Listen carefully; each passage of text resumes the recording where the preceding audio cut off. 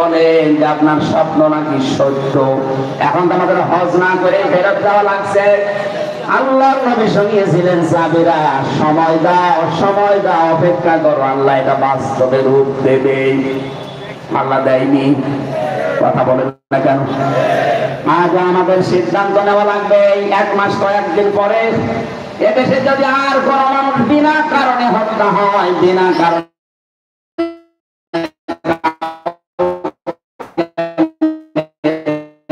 সন্তান মাসুদ সাহেব কালকে ঘোষণা দিয়েছে, আমার বাবাকে ওরা চিকিৎসার নামে পরিকল্পিতভাবে হত্যা করেছে।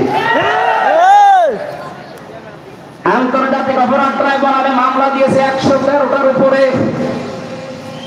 আন্তর্জাতিক প্রসিকিউটর যারা আন্তর্জাতিক আদালতে মামলা লড়ে, তারা এখন ঘোষণা দিচ্ছে এদেশে জালেম যিনি বিদায় নিয়েছে তাকে যদি মিথ্যা কিছু না দিয়ে সত্যের উপর বিচার করা যায়, তাহলে 100 বার তার ফাঁসি দেওয়া যাবে। ওরা ওসমানকে হত্যা করে যদি একটা সিদ্ধান্ত নিতে পারে যে হত্যার বদলা না নিয়ে বাড়ি যাব না, ওরা ভয়ে ওসমানকে ছেড়ে দিয়েছে।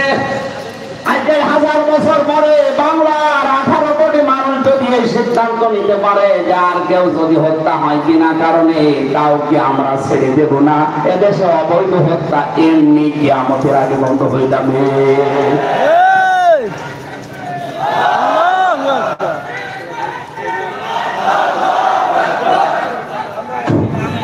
মাদারীপুর বাসী রাসূলের স্বপ্ন 1000 বছর আগে সত্য হয়েছে, শুধু তা না, 2024 সালের দিকে তাকান।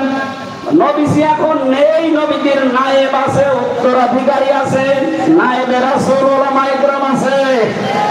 তারা যে স্বপ্ন দেখেছিল আমরা তো দেখতে পাচ্ছি সবগুলো একটার পরে একটা কার্যকর হয়ে যাচ্ছে। কোরআনের পাখি স্বপ্ন দেখেছিল এদেশে জালেমরা ইন্দুরের গর্ভ পাবে না, ঠিক পায়নি। আলেমদের বিরুদ্ধে সবচেয়ে বেশি ঘৃণিত অবস্থায় ছিল এই কালামানি। লিস্ট করেছিল আলেমদের 116 জনের, আল্লাহ এমন লিস্ট করেছে ওর পিসি একটা সুপ্রিম কোর্টের বিচারপতি কলার পাতায় ঘুমায়। ওর যেদিন বিসি উঠে গেছে ওই দিন আমি আল্লাহকে বলেছি, আল্লাহ এদেশে যদি তুমি আর কিছু না দেখাও আমি শান্তি পেয়েছি, কারণ এসে কত বড় শয়তান ছিল আমি জানি। বাকি আর কত অপমান করবে জালেমদের। এত বড় দরবেশ দাড়ি কেটে নম হয়ে গেছে, তার কি দেখতে চান?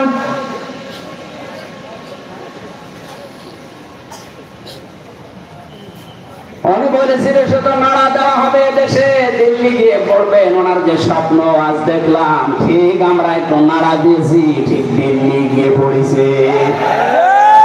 ওনার আর একটা স্বপ্ন ছিল জালেমদের এই নাকের উপরে পথ করে দেশে কালেমার পতাকা উড়বে, কিচ্ছু করতে পারবে না তারা। ঠিক এই স্বপ্নটা সামনে বাস্তবায়ন হবে। যা স্বপ্ন দেখেছিলেন সবই যদি হয়ে যায়, আর রাসূলুর রুইয়া বিল হক, রাসূলের স্বপ্ন সত্য প্রমাণ করবেন কে? এটা ভাগ্য আমাদের না, আল্লাহ প্রমাণ করবেন। ওই রকম করে আল্লাহ আমাদের বানাবেন। আর কিছু মানুষ একটু আতঙ্কে আছে, এতদিন আমি ডাল খাতাম, লাল পানি খাতাম, ওইটা তো আর খেতে পারবো না। না, যদি ইসলাম এদেশে আসে, ইসলাম যদি এদেশে কায়েম হয়ে যায়, পরিবেশ এমন ভাবে তৈরি হয়ে যাবে আপনার ডাল এই লাল পানি আর খেতে মনে চাইবে না। এটা একটা দাড়ি কাটা মানুষ মনে করে একটা জেনারেল মানুষ, যদি বলে ভাই মসজিদের ভেতরে এদের বড় বিড়ি খেতে মনে বলছে, তাও খেতে পারবে, কারণ এটার পরিবেশ আলাদা, বিড়ি খাওয়ার পরিবেশ না। মন চাইলেও বিড়ি মসজিদে খেতে পারবে, বাইরে এসে খাওয়া লাগবে। সুতরাং আপনারা যারা ওইরকম কিছু করতে চান, আপনার জন্য বাইরে আলাদা ব্যবস্থা থাকবে, কিন্তু 56,000 বর্গ মাইল পুরাটা কোরআনের রঙে রঙিন হবে। আপনি আর ডালও খেতে চাইবেন না, পানিও খেতে চাইবেন না। ওই পরিবেশ আসবে, জান্নাতি পরিবেশ তৈরি হয়ে গেলে আপনার মন মানসিকতা আল্লাহ ওই রকম জান্নাতি পরিবেশের